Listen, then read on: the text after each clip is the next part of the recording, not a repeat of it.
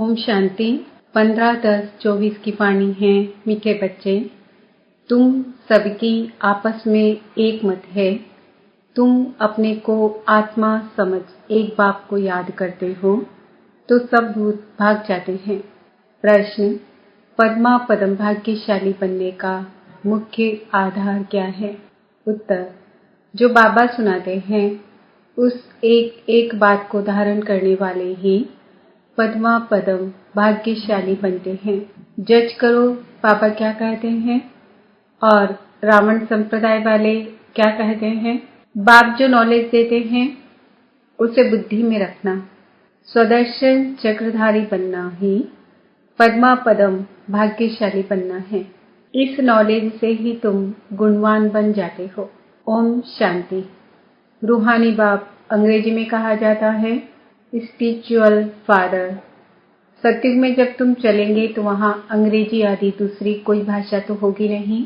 तुम जानते हो सत्युग में हमारा राज्य होता है, उसमें हमारी जो भाषा होगी वही चलेगी, फिर बाद में वह भाषा बदलती जाती है। अभी तो अनेकानेक भाषाएं हैं। जैसा जैसा राजा वैसी वैसी उनकी भाषा चलती है। अब यह तो सब बच्चे जानते हैं। सब सेंटर्स पर भी जो बच्चे हैं उनकी है एक मत, अपने को आत्मा समझना है और एक बाप को याद करना है ताकि भूत सब भाग जाए। बाप है पतित पावन, 5 भूतों की तो सब में प्रवेशता है। आत्मा में ही भूतों की प्रवेशता होती है। फिर इन भूतों अथवा विकारों का नाम भी लगाया जाता है देह, अभिमान, काम, क्रोध आदि। ऐसे नहीं कि सर्वव्यापी कोई ईश्वर है। कभी भी कोई कहे कि ईश्वर सर्वव्यापी है तो कहो सर्वव्यापी आत्माएं हैं और इन आत्माओं में 5 विकार सर्वव्यापी है। बाकी ऐसे नहीं कि परमात्मा सर्व में विराजमान है। परमात्मा में फिर 5 भूतों की प्रवेशता कैसे होगी? एक एक बात को अच्छी रीति धारण करने से तुम पद्मा पदम भाग्यशाली बनते हो। दुनिया वाले रावण संप्रदाय क्या कहते हैं और बाप क्या कहते हैं, अब जज करो। हर एक के शरीर में आत्मा है। उस आत्मा में 5 विकार प्रवेश हैं, शरीर में नहीं। आत्मा में 5 विकार अथवा भूत प्रवेश होते हैं। सत्युग में यह 5 भूत नहीं है। नाम ही है डीटी वर्ल्ड। यह है डेविल वर्ल्ड। डेविल कहा जाता है असुर को। कितना दिन और रात का फर्क है। अभी तुम चेंज होते हो। वहां तुम्हारे में कोई भी विकार, कोई अवगुण नहीं रहता। तुम्हारे में संपूर्ण गुण होते हैं। तुम 16 कला संपूर्ण बनते हो। पहले थे फिर नीचे उतरते हो। इस चक्र का अभी मालूम पड़ा है। 84 का चक्र कैसे फिरता है। हम आत्मा को स्व का दर्शन हुआ है, अर्थात इस चक्र का नॉलेज हुआ है। उठते बैठते चलते तुमको यह नॉलेज बुद्धि में रखना है। बाप नॉलेज पढ़ाते हैं।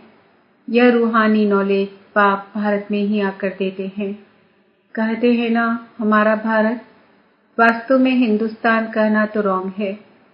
तुम जानते हो भारत जब स्वर्ग था तो सिर्फ हमारा ही राज्य था और कोई धर्म नहीं था। न्यू वर्ल्ड थी। नई दिल्ली कहते हैं ना, दिल्ली का नाम असल दिल्ली नहीं था, परिस्तान कहते थे। अभी तो नई दिल्ली और पुरानी दिल्ली कहते हैं। फिर न पुरानी न नई दिल्ली होगी, परिस्तान कहा जाएगा। दिल्ली को कैपिटल कहते हैं। इन लक्ष्मी नारायण का राज्य होगा और कुछ भी नहीं होगा, हमारा ही राज्य होगा। अभी तो राज्य नहीं है, इसलिए सिर्फ कहते हैं हमारा भारत देश है। राजाएं तो है नहीं। तुम बच्चों की बुद्धि में सारा ज्ञान चक्र लगाता है। बरोबर पहले पहले इस विश्व में देवी देवताओं का राज्य था और कोई राज्य नहीं था। जमुना का किनारा था, उसको परिस्तान कहा जाता था। देवताओं की कैपिटल दिल्ली ही रही है तो सभी को कशिश होती है। सबसे बड़ी भी है, एकदम सेंटर है। मीठे मीठे बच्चे जानते हैं पाप तो जरूर हुए हैं, पाप आत्मा बन गए हैं। सत्युग में होते हैं पुण्य आत्माएं, बाप ही आकर पावन बनाते हैं, जिसकी तुम शिव जयंती भी मनाते हो। अब जयंती अक्षर तो सबसे लगता है, इसलिए इनको फिर शिवरात्रि कहते हैं। रात्रि का अर्थ तो तुम्हारे सिवाय और कोई समझ ना सके। अच्छे अच्छे विद्वान आदि कोई भी नहीं जानते कि शिवरात्रि क्या है, तो मनावे क्या। बाप ने समझाया है रात्रि का अर्थ क्या है। यह जो 5000 वर्ष का चक्र है, उसमें सुख और दुख का खेल है। सुख को कहा जाता है दिन, दुख को कहा जाता है रात। तो दिन और रात के बीच में आता है संगम। आधा कल्प है सोजना, आधा कल्प है अंधियारा। भक्ति में तो बहुत टिक टिक चलती है। यहाँ है सेकंड की बात, बिल्कुल इजी है, सहज योग। तुमको पहले जाना है मुक्ति धाम, फिर तुम जीवन मुक्ति और जीवन बंध में कितना समय रहे हो, यह तो तुम बच्चों को याद है, फिर भी घड़ी घड़ी भूल जाते हैं। बाप समझाते हैं योग अक्षर है ठीक, परंतु उन्हों का है जिस्मानी योग। यह है आत्माओं का परमात्मा के साथ योग।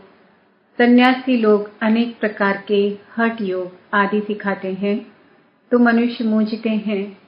तुम बच्चों का बाप भी है तो टीचर भी है, तो उनसे योग लगाना पड़े ना। टीचर से पढ़ना होता है। बच्चा जन्म लेता है तो पहले बाप से योग होता है, फिर 5 वर्ष के बाद टीचर से योग लगाना पड़ता है, फिर वानप्रस्थ अवस्था में गुरु से योग लगाना पड़ता है। 3 मुख्य याद रहते हैं, वह तो अलग अलग होते हैं। यहाँ यह एक ही बार बाप आकर बाप भी बनते हैं, टीचर भी बनते हैं। वंडरफुल है ना। ऐसे बाप को तो जरूर याद करना चाहिए। जन्म जन्मांतर 3 को अलग अलग याद करते आए हो। सत्युग में भी बाप से योग होता है, फिर टीचर से होता है। पढ़ने तो जाते हैं ना, बाकी गुरु की वहां दरकार नहीं रहती, क्योंकि सब सदगति में है। यह सब बातें याद करने में क्या तकलीफ है, बिल्कुल सहज है। इनको कहा जाता है सहज योग, परंतु यह है अनकॉमन। बाप कहते हैं मैं यह टेम्परेरी लोन लेता हूँ, सो भी कितना थोड़ा समय लेता हूँ। 60 वर्ष में वानप्रस्थ अवस्था होती है। कहते हैं 60 लगी लाठ। इस समय सबको लाठी लगी हुई है। सब वानप्रस्थ निर्वाण धाम में जाएंगे। वह है स्वीट होम, स्वीटेस्ट होम। उनके लिए ही कितनी अथाह भक्ति की है। अभी चक्र फिरकर आए हो। मनुष्य को यह कुछ भी पता नहीं, ऐसे ही कपोड़ा लगा दिया है कि लाखों वर्ष का चक्र है। लाखों वर्ष की बात हो तो फिर रेस्ट मिल न सके, रेस्ट मिलना ही मुश्किल हो जाए। तुमको रेस्ट मिलती है, उसको कहा जाता है silence home in corporeal world. यह है स्थूल स्वीट होम, वह है मूल स्वीट होम। आत्मा बिल्कुल छोटा रॉकेट है, इनसे तीखा भागने वाला कोई होता नहीं। यह तो सबसे तीखा है।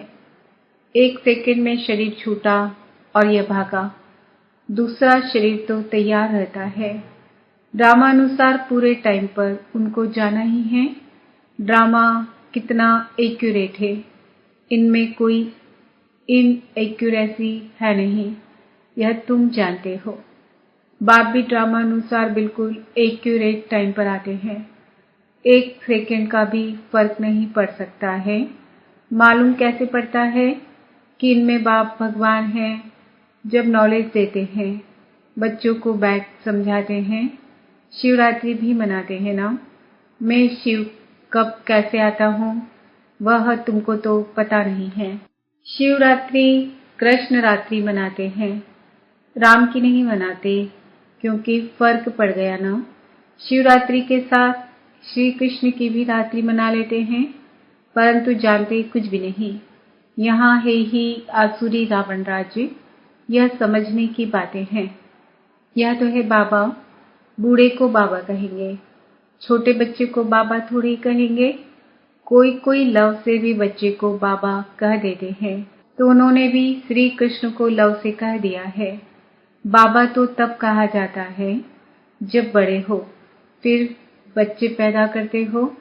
श्री कृष्ण खुद ही प्रिंस है, उनको बच्चे कहाँ से आए? बाप कहते ही हैं, मैं बुजुर्ग के तन में आता हूँ। शास्त्रों में भी है, परंतु शास्त्रों की सब बातें एक्यूरेट नहीं होती। कोई कोई बात ठीक है। ब्रह्मा की आयु माना, प्रजापिता ब्रह्मा की आयु कहेंगे। वह तो जरूर इस समय होगा। ब्रह्मा की आयु मृत्युलोक में खत्म होगी। यह कोई अमरलोक नहीं है। इनको कहा जाता है पुरुषोत्तम संगम युग। यह सिवाय तुम बच्चों के और कोई की बुद्धि में नहीं हो सकता। बाप बैठ बताते हैं, मीठे मीठे बच्चों, तुम अपने जन्मों को नहीं जानते हो। हम बतलाते हैं कि तुम 84 जन्म लेते हो। कैसे? तो भी तुमको पता पड़ गया है। हर एक युग की आयु 1250 वर्ष है और इतने इतने जन्म लिए हैं।